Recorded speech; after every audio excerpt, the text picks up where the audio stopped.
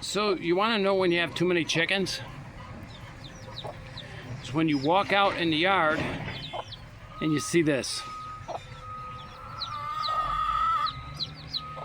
When you walk out in your yard and this is what greets you. Unauthorized, unsanctioned breeding. This is also what happens when you have roosters. Yeah. Where this bird has been for 21 days without me knowing is anyone's guess.